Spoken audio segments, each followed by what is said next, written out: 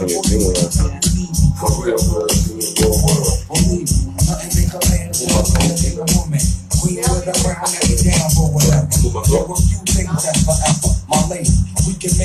Nay.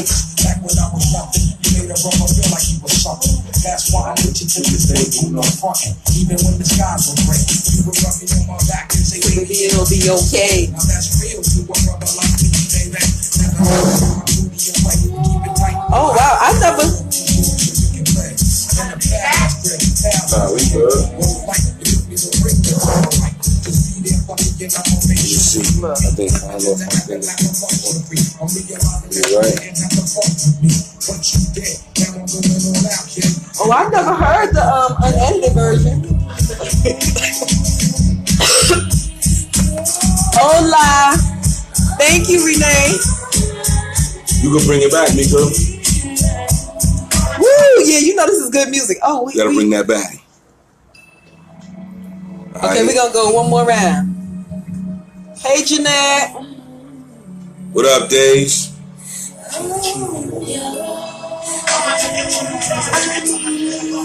What up, sis? I see you, Maya. Hey, they don't know about that, Days. They said hi to you. Hey, Colette, they said hi. I appreciate that, Days. Hey, Renee, how you doing? Colette is my friend from 3rd grade, man. We go way back. Alright. What up, y'all? What up? What up? We gonna start with some shout outs. First of all, I want to give a shout out to my homie Days. What up? I want to give a shout out to Maya. I want to give a shout out to my homie Ox Skills. I just got off the phone with him. I want to give a shout out to my homie Pat. We got the restaurant on 151st 8th Ave in Harlem. Happy birthday, happy belated birthday to my brother Dr. Blake. What up, Shango? Happy birthday, King. Squad. That's a fact. Shout out to Harlem, yo. Shout out to Brooklyn. Brooklyn be showing me mad love. Shout out to PK Kersey too. Shout out to Staten Island too. I went to a lot of Staten Island cats too. Shout out to the whole New York, man. See our pride. Hey, man. It's a movement. I want to shout out my Sora, Reverend Lisa D. Jenkins. She did her thing today in the pulpit. Hey, and okay, well, you go. And you know, her sermon was deep. She talked about how strong enemies. What was it? Strong enemies. Strong enemies are your blessings. Yeah. She said that you could turn the music down. Strong enemies are a blessing. Let's get right into it. But wait, I also want to shout out my sister in love, Shamika, because we are broadcasting from her place. Yeah, Thank you. Yeah, we live at the table at my sister's crib. You know what I mean? Because we couldn't make it home to do it. So my sister was gracious enough to allow us to sit at the table on her crib and do what we like to do. You know what I mean? We need y'all energy and we want to give off positive energy. So thank you for tuning in. And if you got something positive to say, give it back to us because we need to feed off each other energy. And shout out to all my friends who are like family who are watching. CI Pride is deep. Renee, Colette. Hey, Raquel. Peace, Maya. We go way back from Maya like 3rd grade. Hi, Maya. And Jeanette Machado Savino. She and we go back from like the late 80s, early 90s. Copy. Shout out to everybody out there trying to do something positive, man. If it's a grind and you're struggling, but you're still trying to hold your head and make something positive happen, shout out to you. Don't give up. You know what I mean? I ain't really nowhere, but nobody never gave me nothing, and we just fighting for it. So get out there and fight for it. Shout out to everybody that's out there fighting for their place in the world. Salute.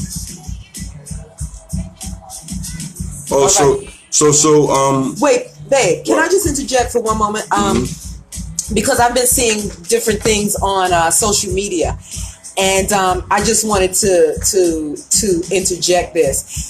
I saw something. I think it was my friend Tracy who put up, and Tracy Turner. I hope you're going to tune in because Tracy is funny. But she put some real stuff on her social media site. It had, if you want to borrow money until tomorrow, salute days. Just wait until tomorrow. Yeah, that's a fact. And I just put that up there because, don't get me wrong, I know that a lot of folks, we all get into a point where, we fall on hard times. But I want to hear what you all have to say or think about folks who will just come out of the woodwork and just ask for money. And I'm not talking about like $2, $5, $10, even $50. They're asking for like money. And I know we made a pact that anything over $50, we got to consult with each other, right? So if you want more than $50 from me, I got to ask my wife. Well, I'm going to already tell y'all the answer is no, because I have enough things I could use his money for. So there we go. Hey, that's a fact. But yeah, so let us know what you think about that with people asking for money all willy-nilly. Just let us know what you think. You said willy-nilly. Hey, Erna. So what I want to really talk about, my low battery mode. Hopefully it'll come back up. My battery's gonna die. We've been moving around all day, but really quickly we're gonna speed it up again because we're at my sister's house and she likes to go to bed at like 8:30, so we are really pushing it right now, right? You tell all her business. You go to bed early. She go to bed. So we want to really, I want to talk about family. Laverne, tell us what you think. And family ties, like how strong, how important is strong family ties? You said how long is strong bloodline family ties? Because we got extended families, but how do we keep the families together? Why does it seem like our families are having so much problems these days? Like, what's a remedy? I'm asking for some people that got some wisdom on how to keep a family together. What are some methods that we could use to keep our family strong in times of confusion and separation? Like, how can we keep our family strong? We need some insight on that. I don't have all of the answers, but what I'm gonna do is, like I usually do, is ask Daz what she think, because she has a little bit more wisdom than me. So I want to see what she thinks, and then y'all please expound. What do you think is the fiber of a family? That what's broken since you grew up with your mom and your pops and everything like that? You have that experience. What do you think is missing in today's society that's making our families be broke down like this? I think people give up too easily. At the first sight of trouble, they are willing to throw in the towel and not fight. So I think that's a part of it. I think that people are not evenly yoked, that people are getting together for the wrong reasons. And I think that we live in a society now that is not family oriented. Back in the day, where were you going? Because everybody was family oriented, right? Let me interject really quickly. I'm talking about in the aspect of families that are already together, that they know they love each other, but they're having internal issues. Not the fact that they got together. They are already together. It's established that we are a family, but the bonds within the families, the cousins, the aunts, the uncles, the sisters and the brothers and the daughters and the fathers and the mothers and the sons and all of that dynamic is broken. We already one family. Why is that broken? That's the question I want to ask. Why is the internal issues so prevalent these days? And how can we remedy that? Anybody got any insight? I don't know fully. I just know, like, I grew up with Mika. You wanna? Days said sometimes family act like they don't know you, and that's a fact. Communication, I've lack of experienced communication. that so many times. Family members walking past me in the street, like, yo, ain't we real close? We family, and you walking past me. So yeah, I experienced that, and it's not a good feeling at all. Renee said, I think there's a lack of dedication to the family, to the institution to keep it together, and people are easily distracted. I think so. And also, if your family member has gotten married and their spouse or significant other is not someone who is family oriented, that could play a part. I know for me that I have my core of cousins that I love. We don't talk every day, but I know that I'm there for them. They're there for me. And then I have, some family who, doesn't matter. Well, I never talk to them. What do y'all think about that? Like, how many people that's out here, like, got family that it just doesn't really matter? Like, they don't matter to you. For me, I was raised in the kind of way I was raised. My grandfather was like, all he spoke about was togetherness in the family, and so he left me with some type of responsibility to family unity. You know what I mean? And that's what I believe, and that's what I follow with all my heart, to a detriment sometimes. Sometimes the people in my family have hurt me to no end, but I still keep loving them vigorously because that's what's in me. It's just in me. You know what I mean? So I think you could love people, but people don't have to have a front seat in your life. What I always say, right? Renee said, agreed, lack of communication is key. But I think, people play a part, right? So it's like when you go to an arena and you go to a basketball game, right? For those who are really into the game, they're going to pay whatever those ticket prices are so that they can put their feet on the court and have a front row seat. For people who don't care, they're going to be somewhere else in the arena. And for people who really don't care, who really don't have the money and don't feel like it's an investment, they're going to be in the cheap seats. And then there are some people who you just have to usher out of the arena and be good with that. And sometimes their title is family.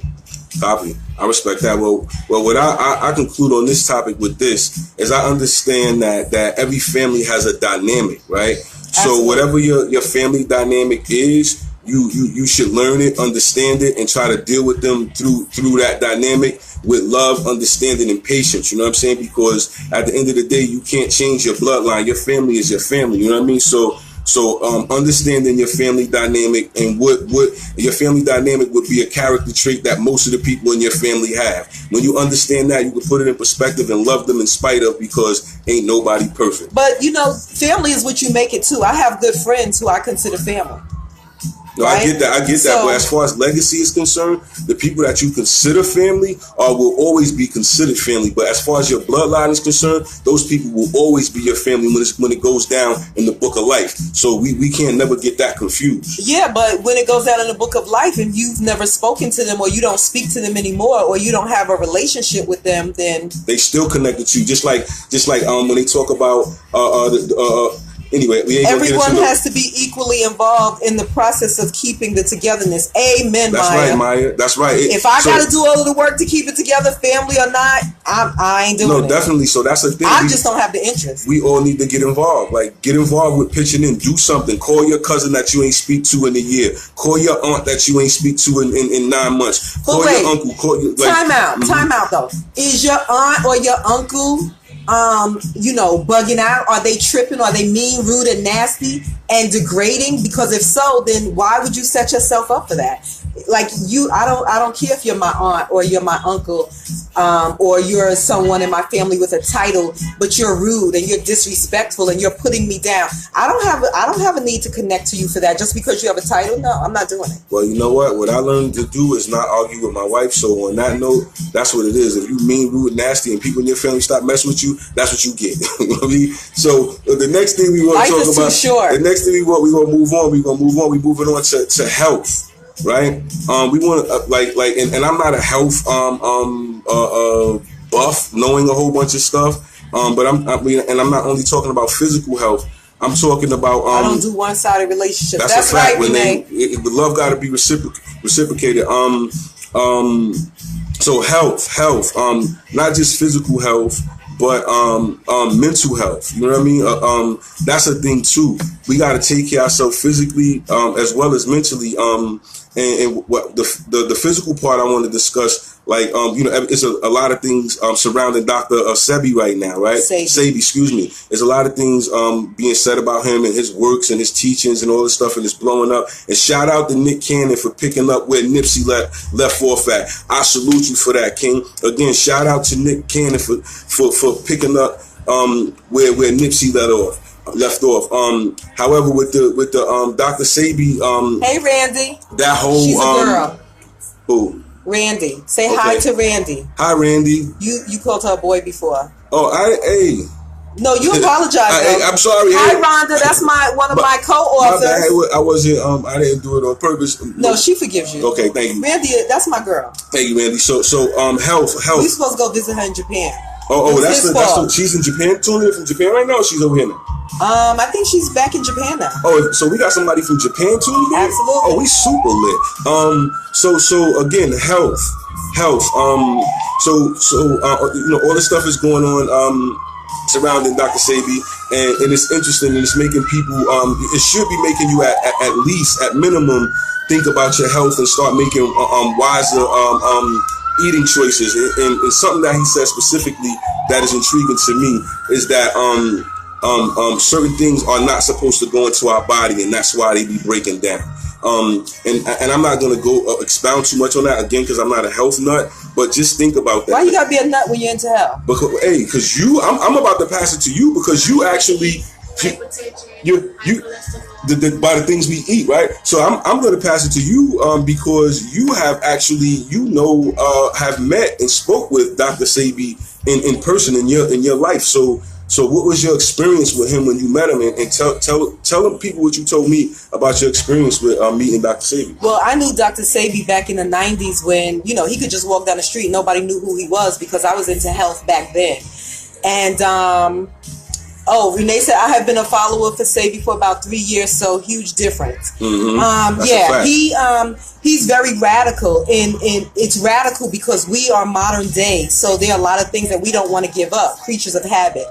But I knew Dr. Sebi, and I used to be a distributor of his products. Back in the 90s, I want to say 93, 94, 95, that time frame, he had a company called Fig Tree. And he dissembled Fig Tree and then got something else. But his whole thing was intracellular cleansing. Hey, Cuzzo. And he believes that everything is derived as a result. All illnesses are a result of mucus buildup. So if it's in your bronchial tubes, then it's called bronchitis, right? Your lungs is called pneumonia. And mucus is the gut, is the reason to all of the things. It's the most important thing as to why we're sick is because we have it causes inflammation. Mucus, which causes inflammation, and inflammation causes blockage. What was your experience like meeting him? Like, what was his personality like?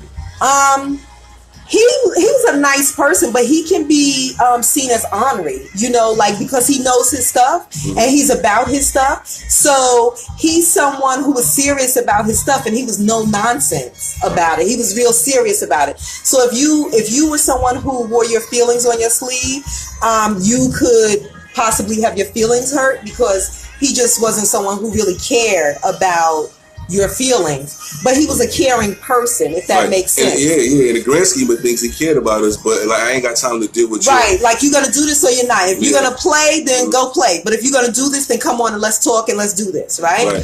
And I knew that when I was under his care and I was in the best kind of health possible because there, he's the one who taught me don't eat seedless fruit. Like so many people say, oh, seedless grapes are convenient. Seedless grapes taste good, but seedless grapes are death. How do you remove the mucus? I was just thinking that, Marlena. I was thinking, how do you remove mucus? Well, one of the ways you remove mucus is by watching the food you eat, right? So when you eat meat products, you're increasing your chances, or you're adding mucus to your diet. If you think about it, I ain't even, like I said, fat seems like it could turn into mucus because it's just fat. It's nasty. But some fat is good for you. Okay. So when you eat dairy products, you have milk. It causes mucus, right? So you have to do more plant-based. Hey, Coach. You have to do more plant-based foods. And he said that we are electrical beings, so that we operate from electrical, right? So what causes electricity or our bodies to function at its prime is to get rid of mucus, get rid of foods that cause mucus, meats, dairies, anything without seeds. Let me go to some comments. Maya said, I've known about Dr. Sebi for 5 years. I'm still learning about being more health conscious. That's a fact. Right. Alkaline diet. Like there's strips you can buy in the health food store.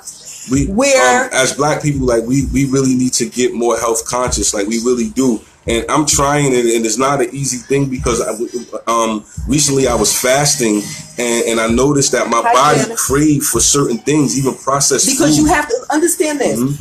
Food. Hey, Trey, Sora, what's up? The thing that we have to understand is that food is a drug, so you become addicted to it. That's a fact, especially sugar. When you're on, that's one of the biggest drugs, legal. But one of the things you have to realize is that when you're on drugs, to get off, or the process is to detox. Right. So when you have foods in your body, you have to detox. You have to get colonics. You have to. You got to detox. You got to get these foods out. One of the things that Dr. Sabi introduced me to a long time ago is fucus. Fucus removes mucus, and it rhymes, right? But fucus, the other name for it is bladder wrack. It's BLADDERWRACK. Bladder wrack is good to help remove mucus. Oh, let me tell you, she is an herbalist. She has everything in the medicine cabinet. And I've been doing herbs for years. Some of the things that she gives me makes me feel better immediately. Like she got this thing called lithium. What is that? What? That lithium stuff that you put on. Oh, we call it mentholatum. It's a menthol rub. If you put it up under here and put it on your temples and stuff, when you all congested and put it on your chest, you will be good in like 3 hours. She is really ill with that. So herbal remedies, herbal remedies are real. You know what I'm saying? I bear witness. Sugar is a crazy craving. Because it's a drug. That's a fact, Maya. It's a drug. You got to get the sugar out of your system. They say alcohol is the purest form of Marlene said all sugar. my life. All your life, what, cuzzo? That's my bestie. That's my cousin. That's bestie, Marlena. Hey, everybody, if you just tuned in to the Daz and Slinga show at the table, we talking about our health, and we about to move on to our faith. Let's talk about faith. Like today, I had a faith-filled day. We started out, I'm not an avid church goer. I might go to a mosque. I might go to a church. Oh, she said herbal queen. Yeah, that's a fact. If everybody know, you be on that herbal stuff. But listen, wait, I want to say this real quick. It's funny because my family, when in the beginning they were like, oh, she is crazy, Mother Earth, called me all these names, right? And my mother said to me when Malik was a baby, she said, oh, you don't have him on dairy? She said, if that baby dies, I'm reporting you, and I'm telling everybody you kill that baby. Hey, if you in Farag when you logged on, please share this, because we trying to get the views up to get it popping, right? So don't just look and share it so more people could talk about Absolutely it and see share. And we could just grow. So share it for me, please. Everyone share, please. So then what started to happen was when they saw that my son wasn't getting sick and that he had a healthy lifestyle. Now, guess who they come to? Oh, my fingernail hurts, Darlene. What you got for that? My head hurts. My toe hurts. And who do they come to? They come to me. The crazy one, the herbalist, the Mother Earth, all of that. But I rock out with that. So you're saying you are a student? Battery. What you sound like is you a student of Dr. Sabi. That's what you sound like. But yeah, anyway, I followed him. Next. But he became great when people put him on the map. But he's been great for a long time. You don't get famous until you die. Same thing with Queen of Four. She was great. Erica Badu put her on the map. But I have been going to her and Gary Null for years. Nettle, bladderwrack, dandelion, burdock, all great stuff. Yeah, yes. I got burdock, but let's go. Let's talk about and cayenne pepper. Don't sleep on cayenne pepper. How we eat and chlorophyll. How we eat, does that have anything to do with our faith? Like, as Mika choose.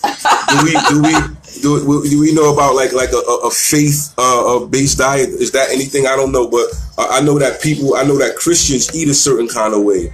Is that true? Yes, Christians eat a certain kind of way. Most Christians eat pork. Oh yeah, I was about to say. Most Christians eat a whole bunch of pork and foods that are seemingly connected to diabetes. Yes. So we gotta pay attention to that. But our faith. We need soul food, not soul food like pork and collard greens with meat and stuff in it, but we need soul food to feed our spirit. Well, in regards to faith, I want to take my time and don't take too much time. No, not too much time, because my phone is about to die. When I speak about faith, it's what we believe, right? What we believe in that gets us to the next day. How important is faith? Faith is all I have. Yeah, but what does your faith stand on? Like, what do you have faith in? I think there's a difference between commitment and conviction. So I am convicted. With regard to my faith, because I know what it has done for me. And I try to, I'm not perfect. But I try to walk by faith, spirit, and word, not by sight, sense, and circumstances. So in other words, if you go by what you see, what the circumstances dictate, what your senses dictate, you will be thrown off. You will be scared. You won't be able to move. You will be paralyzed, because there are times, many times, when it looks like you can't do it, and everything around you supports the idea that you can't do it. Faith is what gets you through. Faith is the substance of all things hoped for. Right. Is what and the things that you cannot see. But I say, like, I didn't pose that question for you to get on here and say what your faith is. I just posed that question so you could answer it to yourself and know that you have to have faith in something, believe in something. I don't even want to know what you believe in, but believe in something so it could get you through. Yeah, listen, I'm going to take it a step further and say you got to believe in God. You got to believe in something. Because you could say, if you say something, then you could say, I believe in dried flowers, and that's not going to get you through. So you got to higher than yourself. You got something that's greater than yourself. Yeah, something that's greater than you. You have to believe in something that's greater than you. If you don't, she laughed. I was going to say what you said. If you don't, then you become the knower of all things. You know what I mean? So you have to believe in something greater than yourself. I ain't telling you who or what, because I can't. But I know I believe in something greater than me. And that's just what keeps me. I believe in my Lord and Savior Jesus the Christ. I do too. So I also believe in the Prophet Muhammad. I also believe in several. I honestly believe in two different things. I believe in the Bible. I believe in the Quran. So I'm stuck. And just know that all religious instruments refer to the Bible, but the Bible doesn't refer to any other religious instrument. And also, I believe I self-Lord and Master. I'm the master of my life. You know what I mean? Knowing that a higher power guides me, but I'm the master of my life. All right. So the thing with that, all of us are the master of our lives, and we are the masters of our own destiny, right? So black people, we are the masters of our destiny. So that brings me to the next thing I want to discuss. Right. And that's said God, the universe, the ancestors. That's a fact. The next thing, we are the masters of our fate, of our livelihood, right? Black people together, collectively, our economic power, our money collectively could stop a whole bunch of the oppression that we face. So if we were black people, if we were pooling our money and utilizing it and spending it with each other in our own communities, we would be good. Just think about it. Like, every other culture comes to our communities and make money. They feed their family, but they don't live in our communities. So Chinese people will come set up a restaurant or a dollar store, whatever they want to set up, and our communities live. We won't even know their name. They get all our money. They get everything they need to get from us, and they go somewhere else. But we need to, if we kept our money within our own communities, like they say, the Jewish dollar goes through like 20 Jewish people's hands before it leaves the community. So 20 people touch $1. You know what I mean? And everybody got paid for a service. So if black people started understanding trade and commerce amongst each other, we would have so much more economic power where systems and structures would have to look at us differently as a collective whole. But until we learn how to deal with economics within each other, we're going to always be in last place and mad at each other because somebody got a couple of more dollars than me and he got a couple more. So we mad at each other over chump change, and we could be putting our thoughts and our resources together and locking down areas and just looking at each other as business people instead of, I don't like him because he got more than me. Oh, I ain't spending my money in that store. But we also have to learn. We have to learn business. We have to become business minded. Renee said our dollar stays in our community less than 1 hour. That's a fact. Like we just do not like spending money with each other. But we also have to learn. We have to learn business because you know what? There are too many of us who do not know how to do business. We lack customer service skills. I've said it before. I'm going to continue to say it again until I see a change.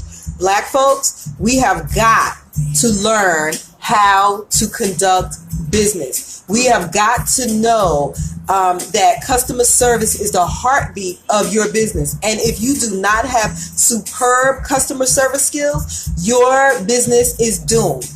Period. I don't care how good your product is. And you've got to train the people who work for you to be customer service savvy.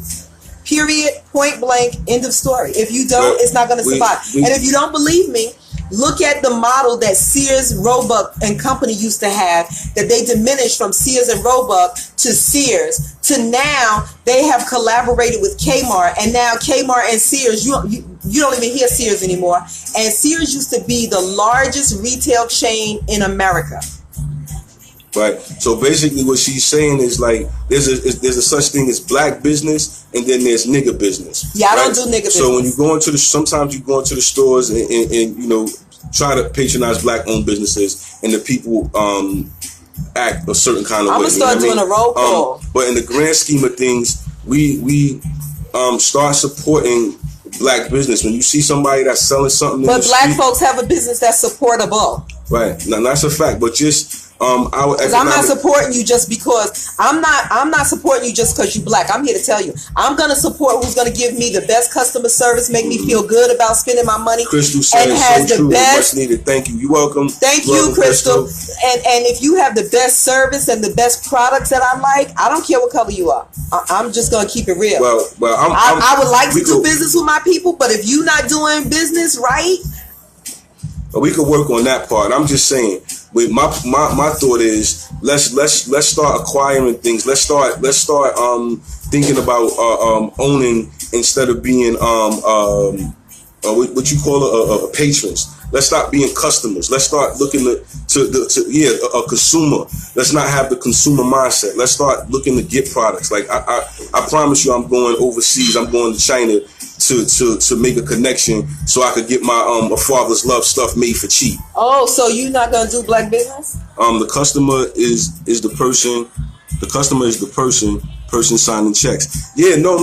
I'm definitely gonna do black business, but I'm definitely gonna do business with everybody. Yeah, definitely. Okay. When you're a businessman, it's international. It's not just about domestic business, but I'm talking about as far as trading the products and keeping our money in our community for our services is what I'm talking about. And basically just boycotting people that don't support black people. We should stop buying Nikes. We should stop buying all these major brands that don't support black people, period. That's what I mean. I ain't gonna hold no punches. If a company don't support black people and we don't see them, they're supposed to be making contributions to things and sponsored by, everything need to be sponsored by things that we buy collectively. Like Nike's supposed to be sponsoring a whole bunch of stuff. Well, Nike just did a big thing with Kaepernick. Mm-hmm. Okay, no, man, that's a whole nother story. That was it wasn't no push behind it. They were heavily invested in apartheid for years, though. Yeah, so we ain't talking about that. We talking about we need to see them having pantries and soup kitchens and feeding our elderly and opening up after school programs and daycare centers and stuff like that. Putting stuff in our communities that reflect the amount of money that we spend with their brand. Let's get on it like that, y'all. You know, my platform ain't that big yet, but when it get that way, I'm gonna talk to DL Hughley and we gonna make it pop. But you know what I want to say too is, yo, DL Hughley, holla at me, son. I heard you talking about the King Alfred Plan. I got a song called the King Alfred Plan that you gonna love. We gonna make it pop. Watch. Well, what I want to say is because we talk about I'm not gonna speak up to and for black folks from the victim. I'm going to speak to us from the victor standpoint. That's a fact. And the thing that I want to say is that we have to stop portraying ourselves as victims, right? So when we stop that, because when we creators of civilization, we ain't no victims. Yeah, but guess what? It's really a sad state of affairs right now, because what happens is we can't even come together to do business. We can't do business with one another, and we're not even we're acting like we're not civilized. That's a fact. You know, I mean, so many times I see just grown women doing stupid stuff, and this is not a judgment. I'm just saying that we like just grown black folk doing stupid stuff. Men like too. we were. I was doing a press event, right, at Macy's back for Black History Month, and it was a free event, and they said get there at a certain time for press so that you can be seated in the front. So some of us got there early and we got our seats as promised, and then some got there late, and they started riffing and acting crazy and arguing and getting funky with people because they got there late.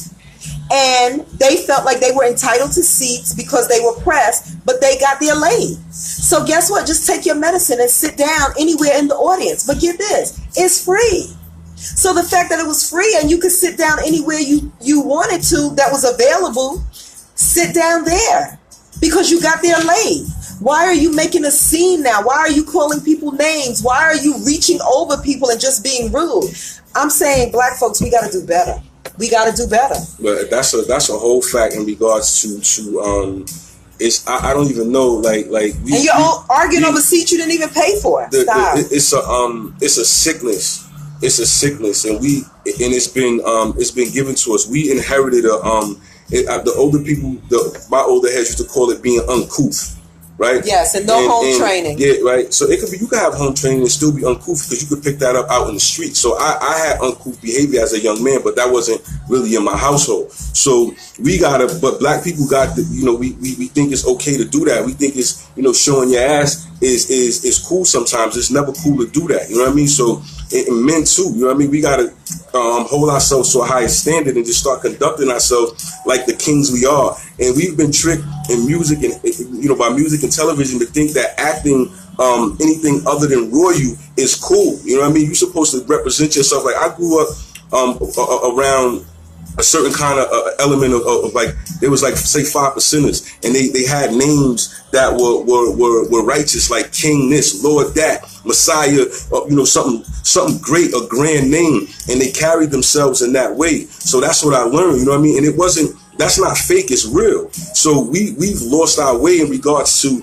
not acting like royalty in situations, and that's what we're dealing with. So once we start to realize that we are great and walking in that, and stop thinking that it's cool to be a jester, it's cool to run around and just act crazy, it's not cool.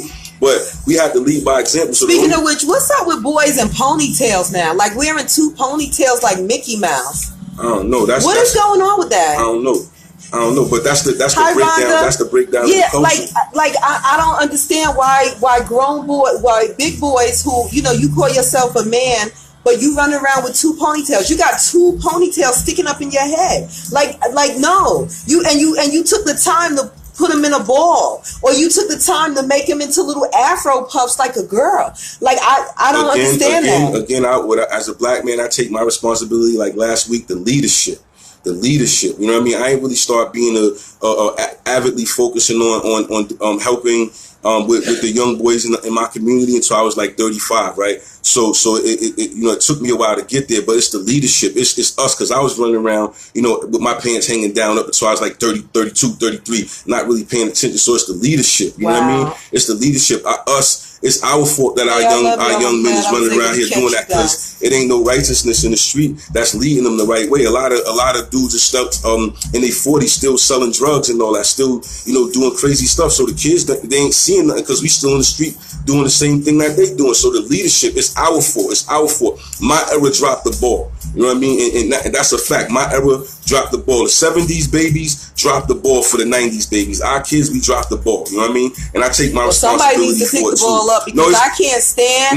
Let me tell you, I just wish I could go around and just with some scissors and cut off all them ponytails. We working. But anyway, it was a pleasure. We about to log out, but what we like to do usually when we remember is leave with a prayer. Daz, could you take us out? Rhonda said we need more black men leaders and role models. Hey, amen, Rhonda. Definitely, Rhonda. I'm on my job, and I got a whole bunch of friends that have changed their lives around, and that's with this Afawa's Love movement, and we're gonna start making some change in our community. So I gotta hook you up I gotta introduce you to Rhonda. Shout out to Rodney, y'all. Shout out to Rodney, my homie Rodney, man. I see you out there doing what you're supposed to be doing, boy. I'm proud of you, King. That's Rhonda Rock. You too, Solomon. I see you, baby. Rhonda Rock. I say Rhonda Rock who rocks. That's my girl right there. That's Chris Rock's cousin? She does some great stuff. Okay, that's what's up. All right now. And Renee said amen to that. All right, that's what's up. Boys and ponytails. Like you said, we like to leave with a prayer, and I'm learning how to become a prayer warrior. So I leave that up to Daz. Daz, take us out with like something light and sweet from I'm just going to say, Father God, thank you for being who you are. We ask that you order our steps, go before us, and make the crooked path straight. We, in Jesus' name, annihilate, obliterate, and cancel all of the tricks, activities, and appointments of the devil. And we plead the blood of Jesus over the fulfilled lives of each and everybody that can hear us now, and as well as our families and friends. We pray this in every prayer in Jesus' name. Amen. Peace. Amen. Good night. Love y'all too. Good night.